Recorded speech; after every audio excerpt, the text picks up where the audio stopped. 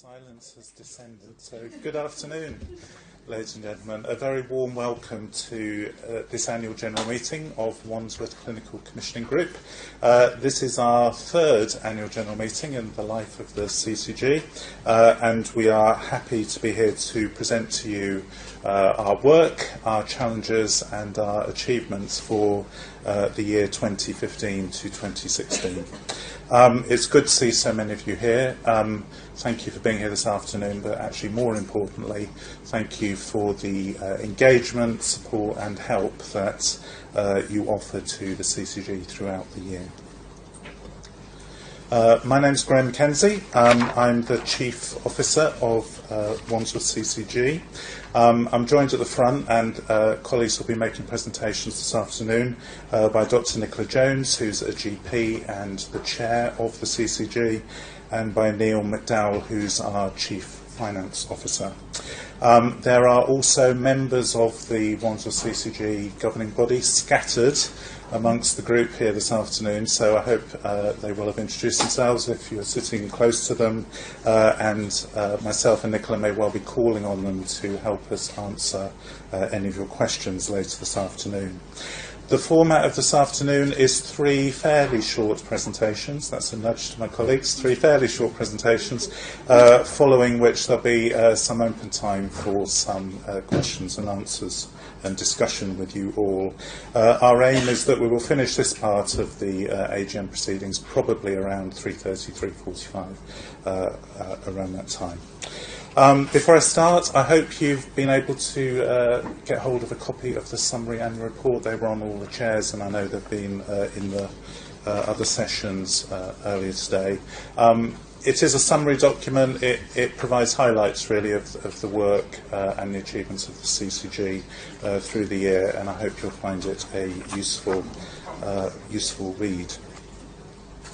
So I'm just going to say a few words of introduction about the CCG and the year just gone. Neil will then deal with the financial position for the last year, and Nicola will tell you more about our achievements and also our plans and aspirations going forward. So many of you will be very familiar with the CCG and the work of the CCG, but for anyone possibly who doesn't know quite so much about us, we are a membership organisation. We were formed and went live in April 2013. We're a membership organisation comprised of the 42 general practices in Wandsworth. We cover the entire borough, so we're coterminous with the local authority boundaries. We are one CCG, but we are managed and deliver our commissioning responsibilities through three strong localities, each of which are clinically led in the areas around West Wandsworth, Battersea and Wandle. As I've mentioned, we are governed by a board. That board has a clinical majority, so the largest number of people on the board are clinical members in terms of being GPs, or we also have a nurse and a secondary care doctor on our membership. And the board is further comprised of lay member representatives and obviously managers such as myself and Neil in terms of being accountable for the organisation and the financial performance of the organisation. What we're here to do is to commission services. Commissioning can seem an odd word, really, but it essentially means we're here to understand what the needs of our local population are in terms of their health and health care, to plan services for them, to buy services, as in manage the financial position for the local health economy, to monitor the quality of those services to make sure that they're delivering the best possible care for local people, and to plan to improve services over time. We're responsible for commissioning the large majority of services which you might expect to receive from the NHS locally. So that's hospital services, community services, therapy services, mental health services, urgent and emergency care, and NHS continuing health care. During the year that we're reporting on, during 15-16, we also went through a process of applying to become the responsible commissioner for general practice services in the future. And I'm very happy to say that we took on that responsibility for commissioning GP services as from the 1st of April this year.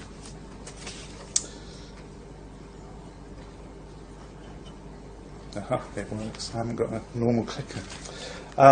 So just a few features of the work of the CCG. A really important part of the way in which we work as a CCG is to work in partnership with a very wide number of people and organisations. Firstly, and in many ways most importantly, we work in partnership with you, with local patients, the public and communities that some of you may represent. We've got a very broad programme of work around patient and public engagement and involvement, and we do aspire and seek to engage and involve people and ensure the voice of local patients in all of the work we do. That's our aspiration. We don't always achieve it as well as we might, but we believe we are consistent in our aspiration and our goal to improve and extend engagement wherever we can. In the year just gone, I'd particularly like to call out and make reference to the fact that we have a very successful group called the Thinking Partners Group, which is where a group of local community stakeholders come together and really support us. And I have been in some of the discussions where they quite often challenge us as well about some of the issues that we face as a CCG, some of our plans and proposals, and that's really valuable and helpful contribution for us. We've also been working increasingly with a range of community partners, faith groups, our local provider, NHS Trust colleagues and the local authority to develop a much more ambitious, proactive approach to co-producing services, designing services and delivering services differently in ways that are much more locally sensitive for local communities, and that's been a really good initiative and we're continuing to support that. Other partnerships we have clearly with provider organisations who are key to enabling us to secure and deliver good quality services for local people, and to the local authority, to Wandsworth Borough Council, with whom we work very closely in a number of areas, but particularly through the Public Health Board and Public Health Services and through the Health and Wellbeing Board. As one of 32 CCGs in London, we're part of the Healthy London Partnership, whereby we're taking forward a number of initiatives at scale across London, such as work to really transform primary care and ensure some consistent standards and specifications for services in child health services and in personalisation and self-care.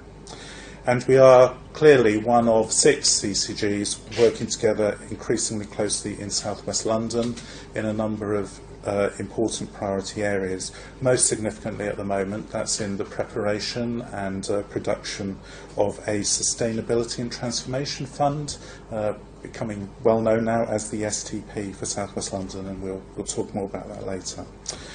So thank you all for all of your engagement with the CCG and working in partnership with us. This is obviously the report on the year gone, 2015-16. I think it would be fair to describe it as the most challenging year we've had so far of the 3 years in the life of the CCG. It's been challenging both for us but for the wider health economy, for our local partners, for a number of reasons.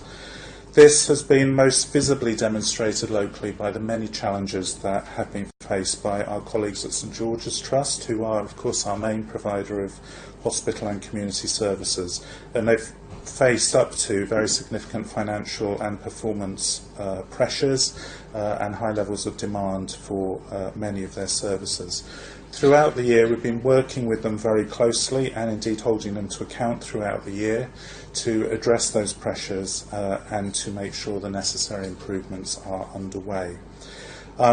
Our CCG clinical colleagues have been particularly focused on ensuring the continuation of good quality healthcare for local people, doing audits, doing reviews and making sure that the clinical practice and the level of clinical quality is as high as you would rightly expect for local services.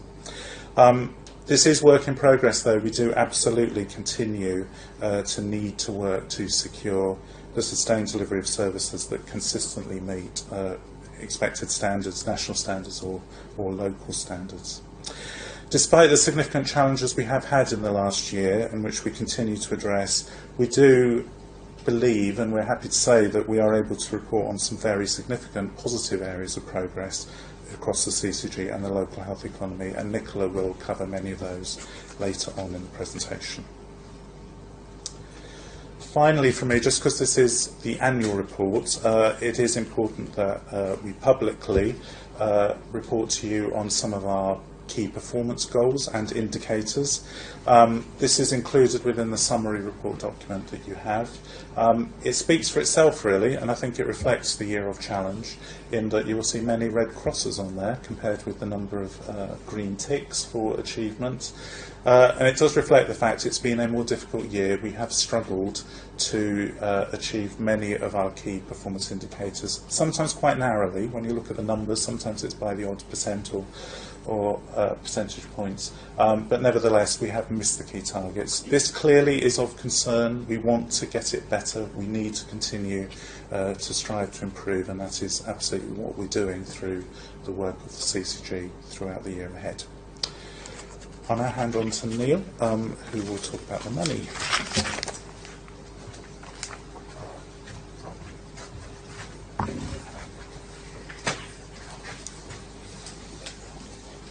Thank you, Graham. So my name is Neil McDowell. I'm the Acting Chief Finance Officer. I've got 4 points within my my presentation today. So I'm going to look at how the CCG is funded, how we actually spend our money, what the targets were that we've achieved, and what the key issues are as we move forward. So just in terms of how we're funded, so the CCG receives what is called a revenue resource limit. So that's the amount of money that we have available to spend on our population. And the population is made up of patients that are registered with Wandsworth GPs. So that currently stands at 322,000 patients. So that is roughly around about just over £1,300 per patient. In 15-16, as we were required to do, we did generate a surplus of £4.2 million, which was one of the main targets that we had to achieve. So that's the maintaining financial stability. As part of our annual audit, we also had to have the auditors would do an opinion as to whether or not we were presenting good value for money, and that's the fair and effective use of resources, and we achieved that. In addition, in 15-16, for the first time, there was a link between investments in mental health, called what was called palliative esteem. What this was about doing was ensuring that, as a CCG, we were investing money in line with the growth that we received as a percentage. So for us it was 2.6%, and we were committed to that, and we achieved that target. In addition, the CCG is limited to the amount of money it has to spend on administration, so that is limited to £25 per head of population, and again we achieved that target. So all in all, a successful conclusion in terms of targets. At the end of the financial year, the accounts were submitted, everything was submitted on time, and we got an unqualified opinion. So this slide really just wanted to show in numbers where we end up spending most of our money, and you can see on here that there is well over 50% of the money is spent on acute services. So that's your accident emergency attendances, outpatient attendances, and inpatient services. In terms of mental health, so that the light blue shade here, this would include the spend with South West London St George's, would also include community services as well as continuing healthcare. And finally, the primary care is the other area on there, which is predominantly made up from prescriptions. So looking forward into 16-17, we've got a number of issues, certainly around the strategic direction. We traditionally get low growth because of the fact that our allocation is above the level that we would be expected to get for our CCG, so our growth is pegged back. That presents us with issues each year. In 16-17 we haven't achieved the 1% target surplus that we did in 15-16, and that's required to be done, or the business rules that are laid down by the NHS. So for 17-18 we have to get that back to 1%. And as Graham talked about in terms of the STP, so working collaboratively with all our stakeholders and partners within South West London as well. In terms of operational performance, I think the same areas that we've had issues with in 15-16 into 16-17 around continuing healthcare and acute. We've taken on primary care delegations, so this is for the GP services now that was traditionally done by NHS England. We've now taken on the commissioning of that area, so that presents an issue for us. QUIP, although our savings target is going to be absolutely key for us in terms of our financial health moving forward as well. One of the issues around the primary care delegation is in terms of ensuring we have the transparency around any decisions that are taken, and therefore that's why we've got the conflicts of interest there in terms of our governance. And then managing our risks overall, St George's probably represents one of the biggest issues just in terms of being aware of the financial position there and ensuring that has no knock-on effect to the services that we're looking to commission ourselves. I've also included investments there, because any investments that maybe are in there linked to savings plans, that it is doing what we're intending it to do. So I think despite the challenges that we faced in 15-16, it was a successful conclusion to the year. However, and as Graham has said, moving forward into 16-17 and beyond, the challenges are only going to get greater. Thank you.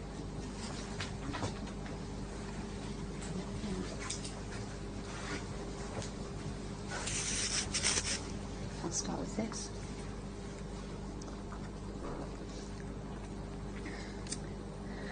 Thank you, Neil and Graham. So let's just see if I can get a bit of board diversity here, the tall and the short. So I'm Nicola Jones. I'm chair of the CCG governing body. And I'm going to move us now from the heady world of finance into the nitty-gritty of the CCG and our everyday life and work, and talk about some of the work that we did in 15-16 to ensure that people in Wandsworth have better care and a healthier future. So I've been a GP in Wandsworth now for 22 years, but I start very young. And I'm really proud to be part of this CCG. You know, we're a clinical commissioning organisation, and all of the decisions and the work that we do are driven by insights by people working in the service and from our clinicians, and developed with input from our patients, and that's really important to us. So I thought I'd start by talking about our Thinking Partners group. So Graham mentioned this, but this is a group which is a forum really for our patients, people in Wandsworth who work in voluntary organisations and in community groups, and they come together, about 50 people sometimes, with commissioners, and we talk about services and care and the needs of people in Wandsworth. And this has been a really important forum for us, but rather than me talk about it, I thought what we do is let people involved in that talk for them.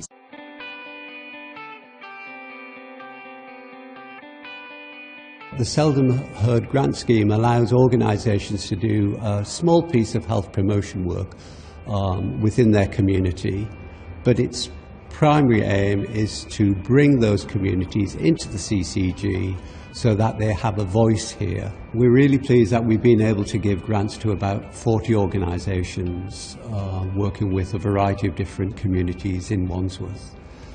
These have ranged from older people, black and minority ethnic groups, mental health groups, groups with communication difficulties. It also provides an opportunity for staff to get out into the community and talk to community organisations about what's happening there. So that can inform commissioning decisions.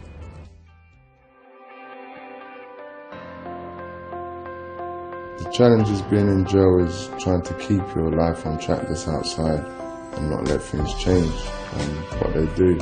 Safe Ground is an arts education organisation. We're 21 this year, and we were set up to promote the arts and drama as educational and transformational tools with community groups and people in prison. When I was coming out of jail, my concerns was having somewhere to stay, being able to go to the doctors and the dentist, just normal everyday things that people take for granted. Our seldom heard grant allowed us to go in, set up and run a focus group with a group of 10 men in HMP Wandsworth to talk about their experience and perception of access to GP services and health services before, during and after prison. Just asking a man in general about his health, he's going to tell you he's okay. It needs to be maybe in the forefront.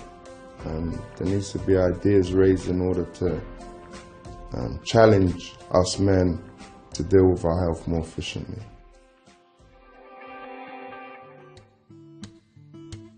The Autumn Rose Club operates 1 day per week. We have seminars which address issues in society and issues that's affecting those who use the club.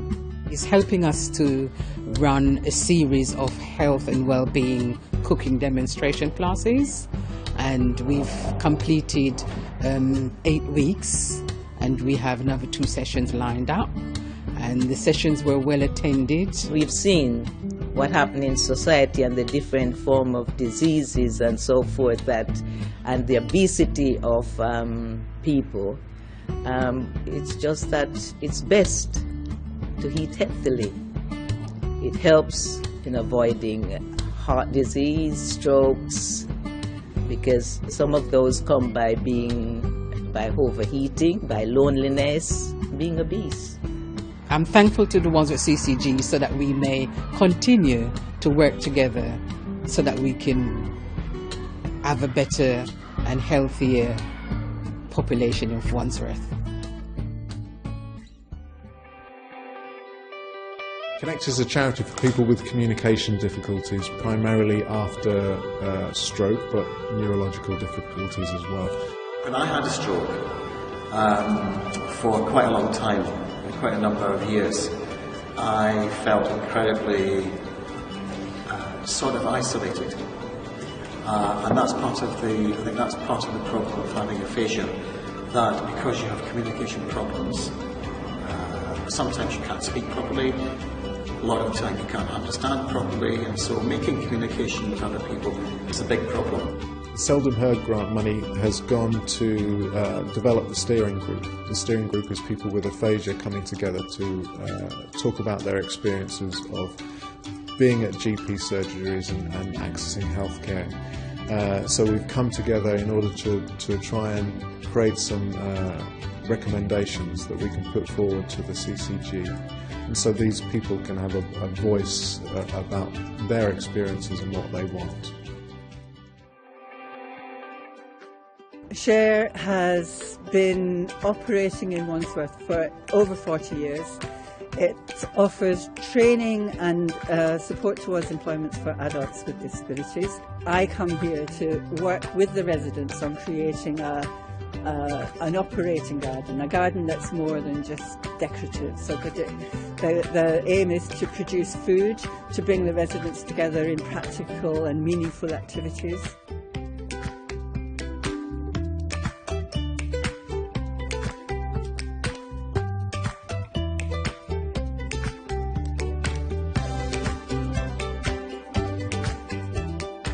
When Jenny comes, we've got all the activities set up. You can see that they are motivated, they're willing to take part in the team. You can see that they are willing to learn new things, and every week they become more confident within themselves. First Down project, our principal aim is to prevent and overcome social isolation. We work very hard here to keep a simple focus on bringing people together so that they can share a range of challenging activities. Tends to be a combination of exercise, social conversational groups and arts and craft groups. We also have our supported transport service. So the catchment area for our minibus service is really South Wandsworth. The small grant that we had from the Seldom Heard Grant Fund allowed us to take a little bit of time out to evaluate the exercise programme that we're offering. I had health issues, lot of health issues. But since joining the class, before I couldn't even walk the hill. Now I can even run the hill. I had diabetes, which is completely gone now. I can't really thank the project so much, what they have done for me. We want to maintain a service for older people where they know that they have regular exercise each week. It's not time limited. Ideally, what we would like is a longer term commission for a continuous exercise programme in the setting that we have here.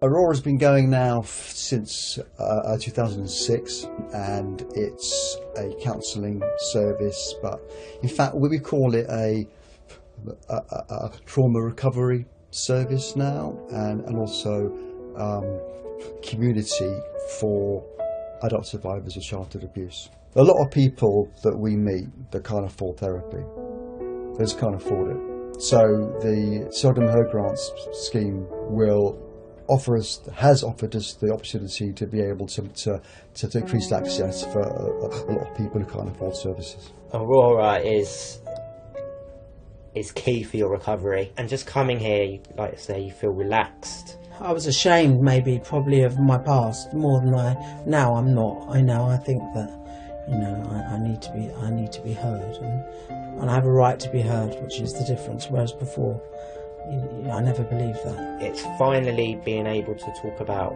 what happened as a child. It might start off slow, but after time you will get there and you will be a survivor. You will be a survivor.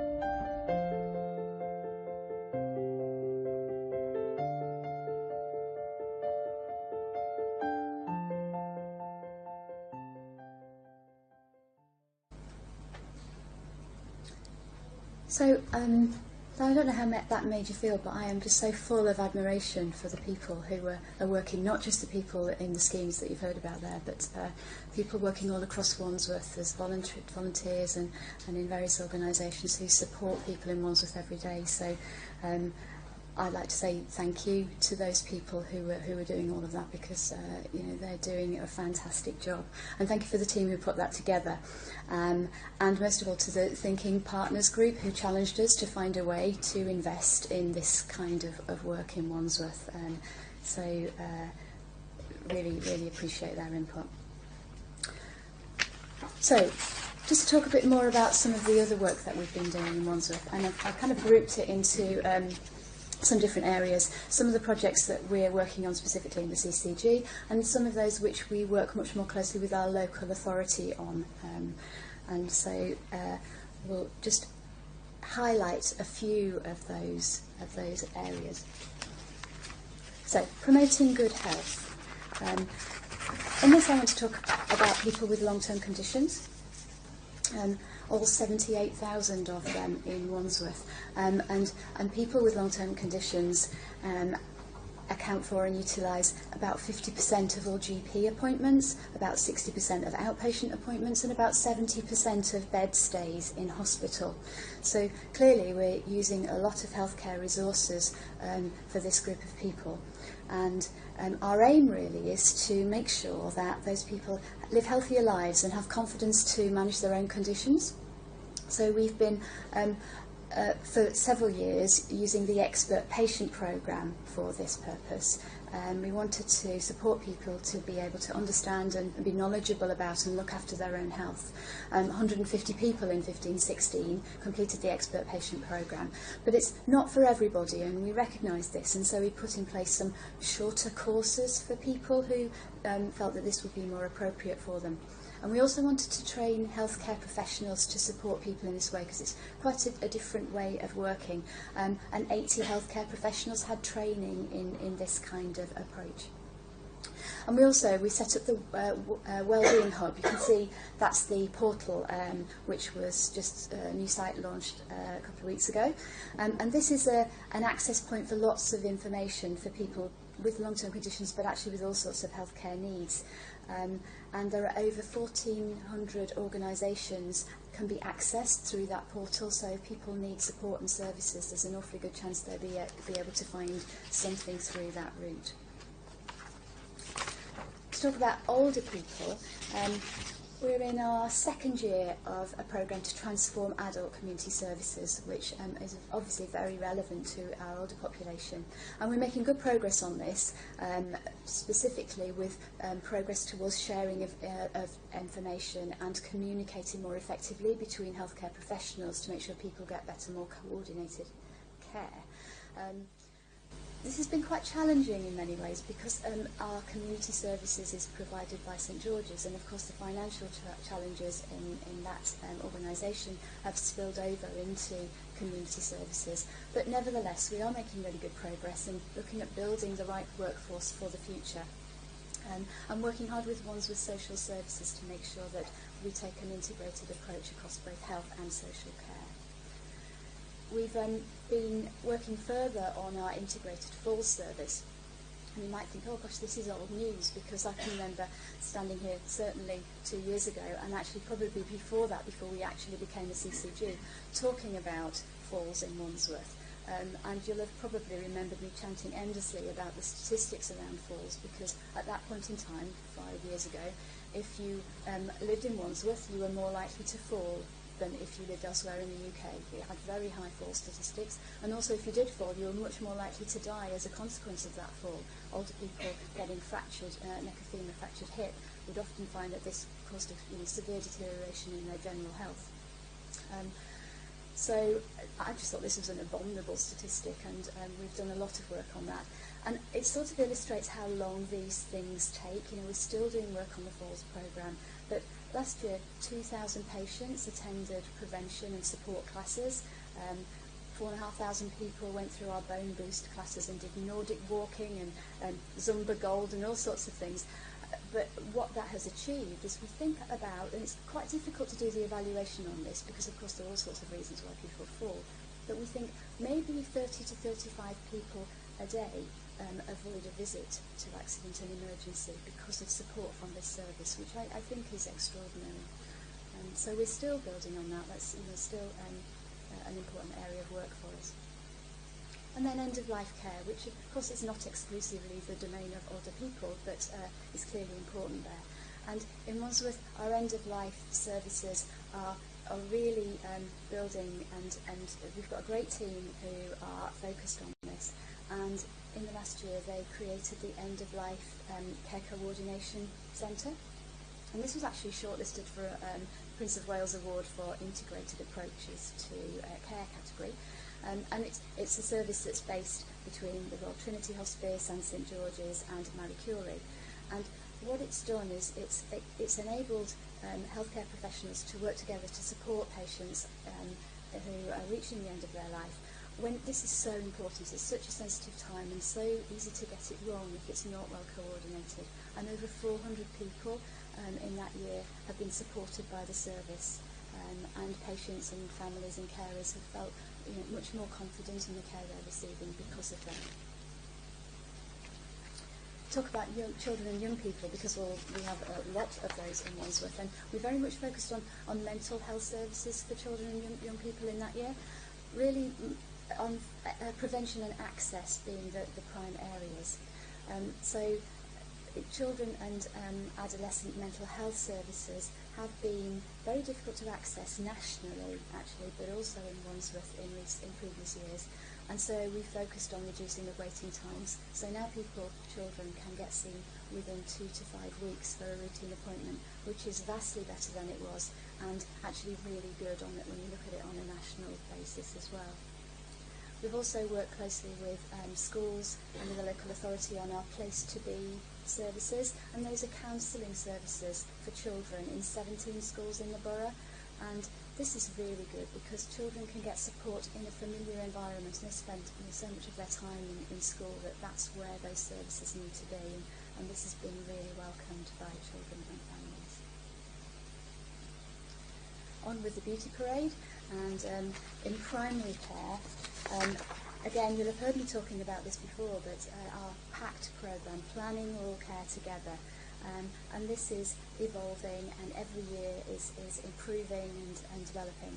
And we now have all of our practices in Wandsworth signed up to this service, and what it does is it allows our GPs to spend more time with their more vulnerable patients and with their carers to make sure that they are receiving a better quality of life, more coordinated care, and it helps to avoid unplanned stays in hospital. About 16,000 extra appointments in GP surgeries for these patients, affecting 9,000 people, which I think is really fantastic. We've done 1,000 consultations with carers, because they're clearly very important in this equation and have healthcare needs as well. And also 2,000 assessments for risk of falls, which falls into the integrated falls service, of course. But as well as all of this work, it was a very important year for general practice generally, as it heralded such a significant change in our commissioning arrangements, as Graham alluded to. So what we were talking about here is the Commissioner of General Practice Services, who was NHS England, and whether or not we wanted to move that responsibility into the CCG. So it was a big decision for the CCG, and we needed to involve our member practices in that decision. So we did lots of engagement with the GPs in our practices, looked at the benefits and the risks and the opportunities, looked at the due diligence that we did around legal and financial issues. And what we got was a real welcome of this approach from our GPs, and our view in the CCG and the governing body was that we wanted to move to this new set of arrangements because it gave us the best chance of transforming primary care services over the next few years. We now have taken on this responsibility, and we have set up all of the arrangements around that you would expect, all the right governance. We've got a primary care committee, and it's very important to manage conflicts of interest in this, of course, because this is a GP-led organisation and commissioning of GP services, so we've been very careful about following all the guidelines and putting the right things in place there. And also we talked about our localities, so we've worked a lot in the localities with our patient groups, that we call them patient consultative groups there. They're meeting along with our GP and member forums that happen every month, and we've also had road shows in each of the localities where 150 people came to ask the questions of the board and discuss local issues. So those are some of the things we've been up to, and taking a look ahead. So there are so many more things that we could do, and so we've had to try and focus on what it is we want to achieve in what's now the current year. And of course, doing core business well is really important. So there are lots of things we could do, but we must make sure we get the basics right. So we have to make sure that we achieve our financial targets and all our statutory responsibilities and the NHS constitutional targets. So those, the ticks and the crosses, we want to make sure that we improve there, and that's all really key for us.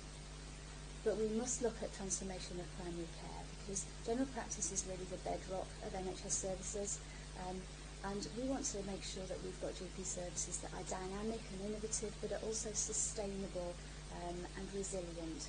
And so we need to do lots of work there, and those plans are already being implemented. We also recognise the challenge in the social care sector, which has an impact on healthcare as well, and want to make sure that we commission effectively with our local authority in that regard, and also work with them on prevention, because we want to utilise health resources more effectively, and prevention is clearly key to improving the health burden.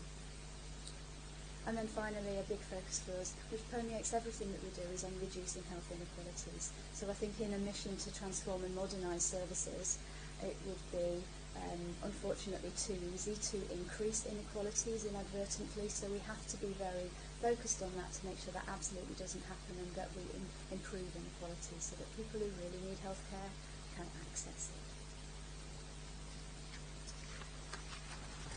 I think the headline for the next few years is really about collaboration for us as a CCG, and we need to do much more with our CCG neighbours in South West London, largely to address the financial challenges that face us. So to this end, we've developed a strategic plan. It's called the Sustainability and Transformation Plan, and it's still in draft, but you'll have heard about it in the press. And what that says is, well, it says quite a lot, but there'll be some familiar themes here.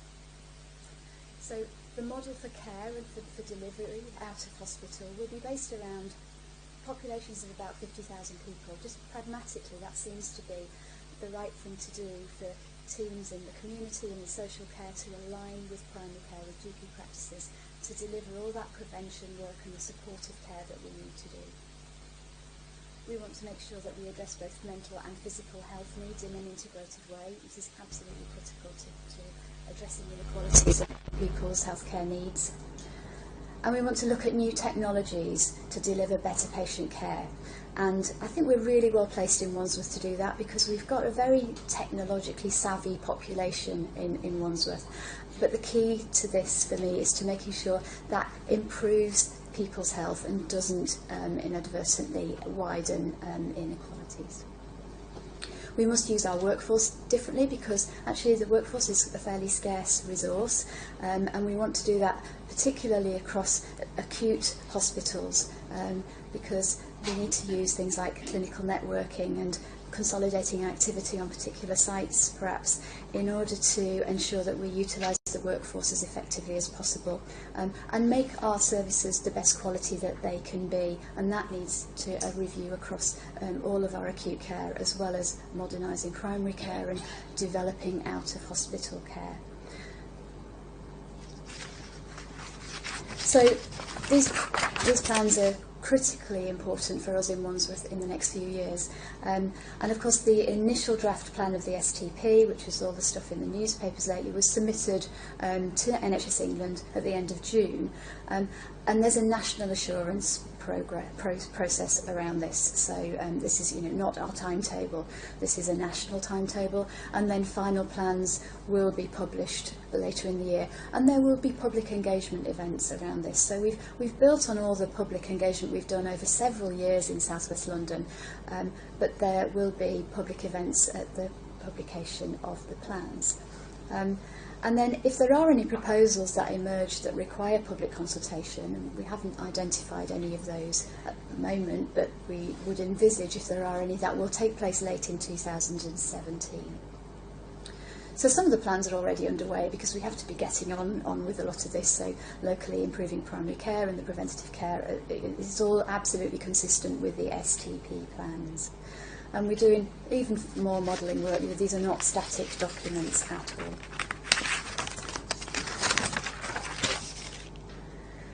So I hope what I've achieved there is to demonstrate to you the work that we've been doing in the CCG in the year 15-16 to ensure people of Wandsworth get the healthcare that they need. And just to reiterate, we are clearly working in a very challenging environment, and next year will be even more difficult than this one. But we're working hard, and we're breaking new ground all the time in our efforts to find ways to do things better. And I would like to thank my board and the CCG staff team for their efforts during the year, and the CCG GP membership as well, who remain engaged and really committed to the NHS. And my message to all of those people is to be strong and do the right thing. So, thank you very much. I think we should probably just get straight into discussions and questions. So we've got some roving mics if you need them. And we're happy to answer any questions that you would like to ask.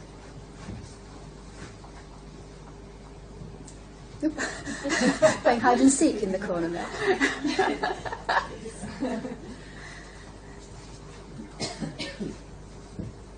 Anyone like to kick off? Yes, sir. Kick off with a nice easy one. Oh, go on then. That's that.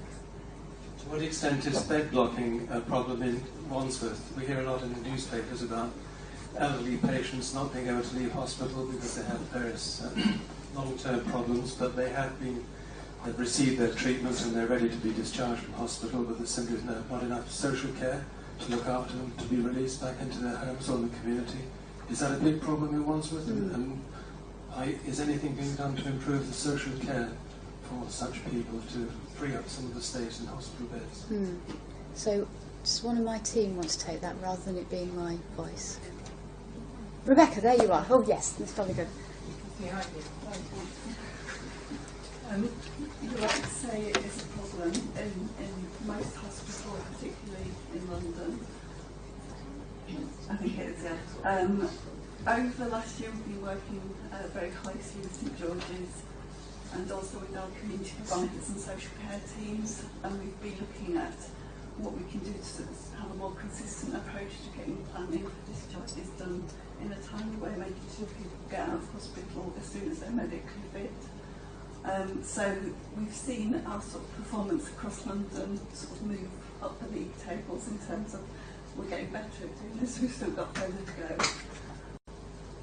And I think one of the new actions that we've got agreed with St George's is there's going to be an integrated team who will be located together in the hospital. We'll have membership from across Merton, Wandsworth, social care, community services and the hospital, and they'll work every day to make sure that they're planning the discharges. We think it's really important, and we could do better, but we're improving.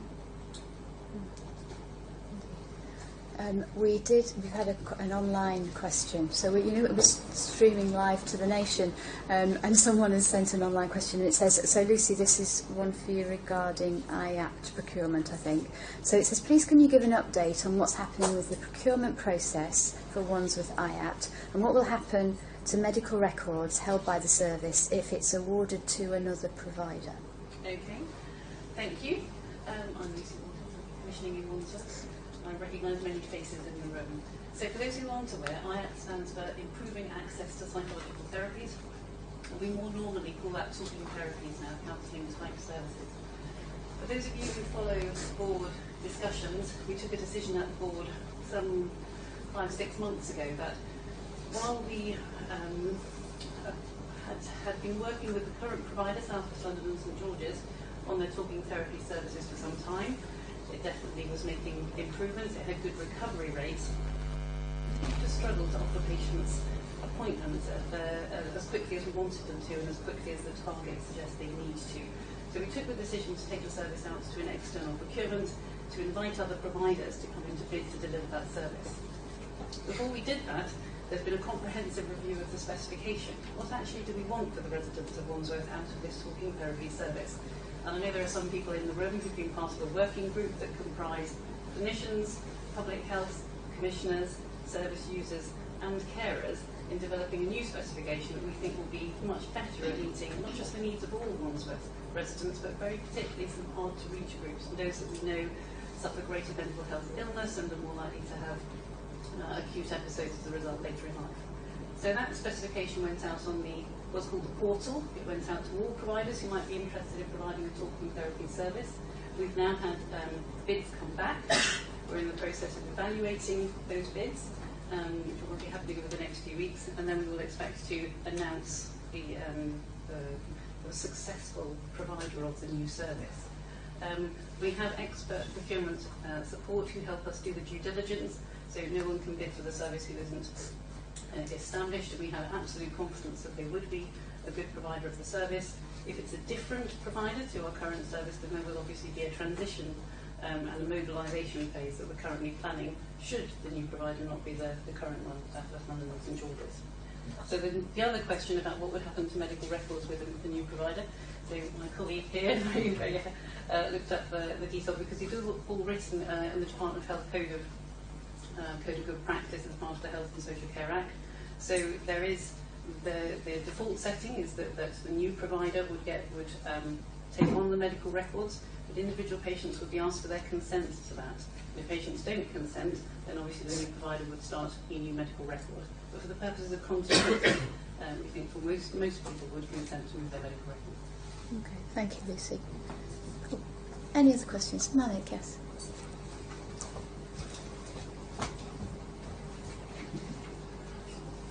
Nicola, it's a question around systems and system change. I mean, what we do know is that the rise in lifestyle diseases is now outstripping a lot of our health systems' abilities to cope. Everything from diabetes and cardiovascular diseases and so on and so forth. And at an epidemic level now, a lot of 3.5 million people with diabetes, for example, and increasing dementia and so on and so forth. And with the austerity now gripping our public agencies, you've mentioned a little bit of it, next year's going to be harder, the year after even harder. The last Chancellor withdrew 200 million from public health, for example, making early intervention, prevention further down the agenda. Now, what that then means is our institutions then also have to move at a speed and a scale to meet this growing tsunami that is with us at the moment. So while seldom heard grant of small groups is fantastic, and I know a lot of the partners there and a lot of the work that we do with yourselves, is the need for the CCG actually to transform itself from small grants to large investments, from commissioning to task shifting. And the evidence on this is very clear about what we should be doing in 20 years' time.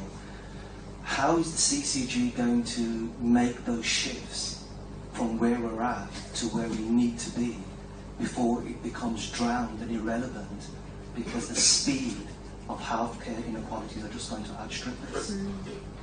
Yeah, so I mean, I think it's a huge issue nationally, isn't it? It's not just our CCG; it's everywhere. So if any of my colleagues have got a clever answer to that, will you please put your hand up now, because I think this is really challenging. And so making investments out of money that's allocated to acute services is very challenging. You have to stop doing something in order to spend money on something else, and if the original thing is actually escalating, the number of admissions for people with diabetes going up, then you can see the problem that we have. I think this requires a mindset shift in the healthcare system, which is I know what you're probably alluding to, and one of the things that we're really keen to do in this process where we shift to a South West London approach, and joining up with our neighbours to have more effective, more efficient systems, is that's one of the major aspects of this plan. Is we want to try and support people not to be in hospital, so healthcare is better for them, but it's also hopefully more efficient, and that starts to release up resources to do things in a different way. We need people like you continuing to to give this message, because I think it's hard for people in the system to do this. But only this morning in our management team we were having exactly this conversation about how do we get this mindset shift for us all to be able to do things in a different way and utilise the assets that we've got in the community and in people themselves. We've got our self-management programmes which are contributing to this, lots of lifestyle programmes going on, lots of work jointly with the local authority. But I don't have an easy answer, only that we continue to try to do this kind of thing, and it's things like your organisation, but also the work in our PPI group and resources that we're trying to utilise more effectively to make this happen. So I don't know, any other angles on this from any of my folk? Mike? I was just going to, sorry, I'm Michael Lane, a GP, and also working with public health in the borough of Wandsworth. I was just going to say 3 words: public and health and prevention are my 3 words. So our colleagues in public health are working really hard also to address prevention in those groups, and I think we need to work much better with them in a much more clever way. Increasingly, I think if we wait to spend all of the health budget on treating preventable disease, we'll be hugely missing a trick. Indeed. Any other questions we've got? Yes. Lilias. I know you want to get money out of acute care to get it into continuing care in the community, but are you paying enough to St George's for the services they provide for Wandsworth residents? Because we know they're running at a big deficit, so they must be overspending somewhere on things that they are providing. They're doing very well, it seems to be. People who go there find they've got a good service. So are you paying enough for the services that we get in Wandsworth? So, Neil, do you want to have a stab at that? Yeah, so the price that we pay for the service is actually nationally laid down, so in acute care it's probably the one area where it's nationally mandated, and those prices are actually built up from the hospital's own costs overall. So it's an average price that's derived across the country. The only bit that changes is there's a top-up depending on where you live. So in London, the top-up is greater because it is the more expensive part of the country, so that reflects the cost of the state. But overall, the CCG is told how much it needs to pay for those services. So that in itself isn't where the issue is. There could potentially be some issues where those individual prices are not reflective of the individual costs of the service within the hospital itself. But that's something that the way the prices work is there should be an averaging out overall. So they could pinpoint particular services, but equally there may be services where they may be making a bigger margin. So we're paying more money and it's actually costing them to run the service. But that in itself is not the issue, but what we pay. And I guess the question is much larger than that, which would then need to be addressed to probably St George's. You mean it's not related at all to the number of cases that go through? No, I would say not. No, it's not. It's a national issue. Now, whether the price set is not the correct price, but that's a national issue, so that would not be an individual CCG not paying enough to support its local hospital. I'll just give you an example where this, you might see that the kind of importance of this is, so we're told how much a knee operation, a knee replacement will cost, and that's what we have to pay any hospital. So if you choose to go to St George's or Middlesbrough District General Hospital, it's apart from a bit of London waiting, it's pretty much the same cost anywhere you go. Of course, if we commission from St George's 50 knee operations in a year, we'll pay them 50 times that amount, and if we commission 100, we'll pay them 100 times that amount. And you might think that if they were smart, they could run a service to do 100 operations more efficiently than perhaps they could run a service to do 50, which is one of the arguments really for consolidating services on specific sites to get some efficiencies in the system. But this is not an issue that we're not being mean with George's and saying no, we're cost cutting, we're price cutting here. We're not. We pay the same as any other provider. The mysteries of the NHS system, eh? Yeah. Anybody else like to ask anything? Oh yes, again. Yes, I'd like to know. It's been on the agenda for a long time.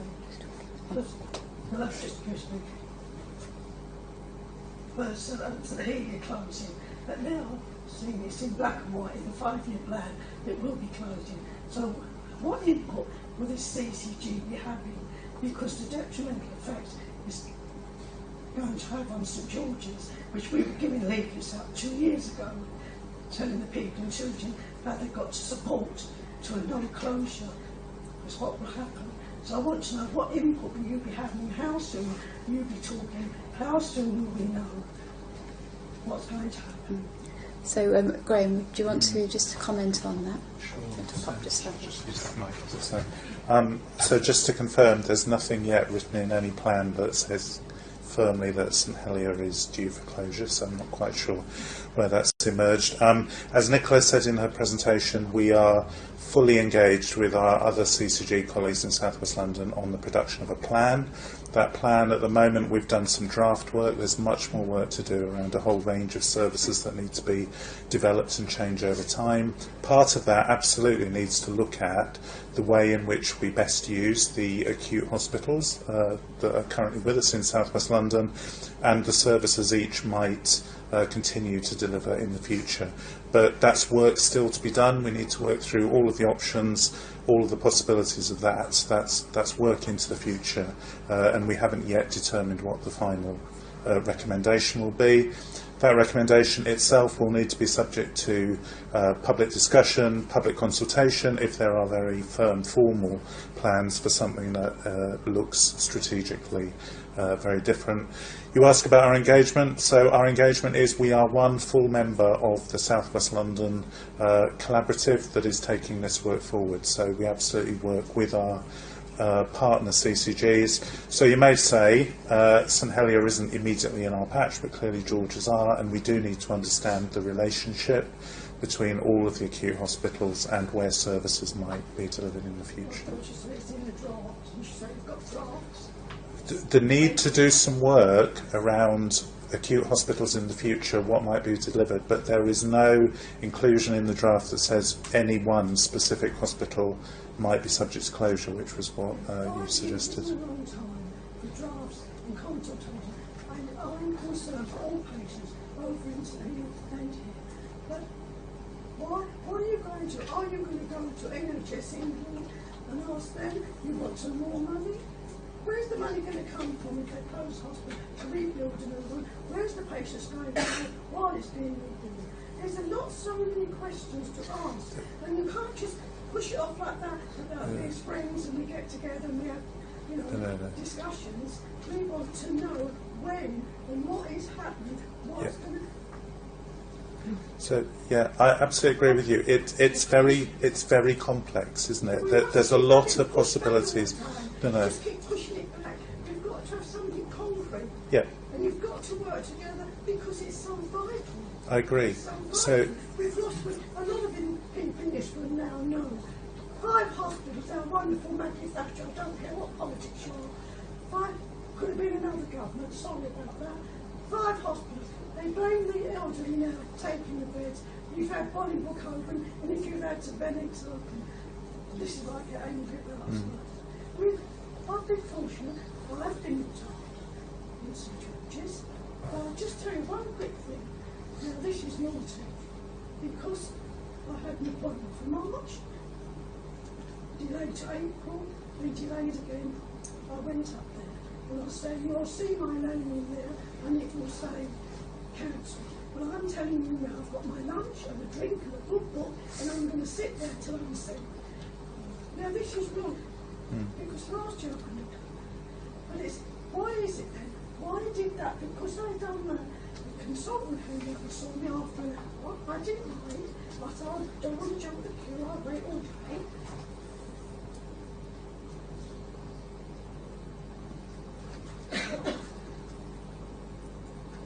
And he said, I can see you this afternoon, I've got a cancellation. Now this is naughty. How did they manage to see me? They're the things, the some things, I'm not blaming you. I know. I'm not blaming, I'm just saying, there's an instance it's not on, because the most vulnerable people can't do that. Thank you very much. Thank you for thank you for letting us know about your experience there. So that kind of thing is really important for us to understand about what goes on in our hospital systems, and we think we've got good ways of finding that kind of thing out. I know that happens. My patients tell me too that those kind of things happen. So we just want to make sure that we're doing the right thing and supporting our hospitals to offer really good care. It's absolutely critical, and I recognise your concerns about St Helier and the other acute hospitals in South West London. They're all under strain. All of our healthcare services are under strain, and it's our job to just make sure we work with patients and we work with people who are working in the system to do the best that we can. But I really appreciate your feedback on that. Have we got anything else? So you have one, yes.